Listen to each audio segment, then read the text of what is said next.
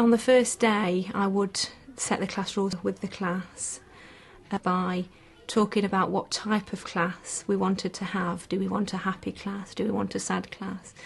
And so that the children get a feel for how we want our class to operate. Thinking about why we need rules, why should we have rules, what life would be like without rules, and seeing that actually it's not just as a child that we need rules, that all the way through life rules affect us. And we spend a lot of time thinking what rules would make life at school easier and more pleasant.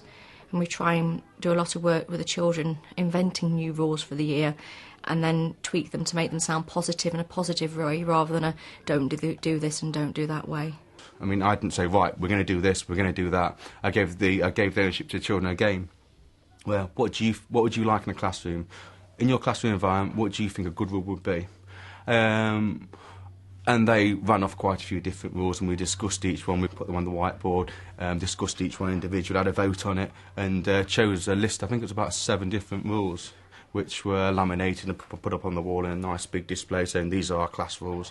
And it was interesting to see which rules they came up with. Initially, it was the rules that I think they felt that I wanted them to say, like, I will not talk when the teacher is talking. But after a while, they started to think about them a bit more and come up with rules that they actually wanted, rather than they wanted me to hear. You'll end up with 1,001 things that the children can tell you that we need to do to make a happy class.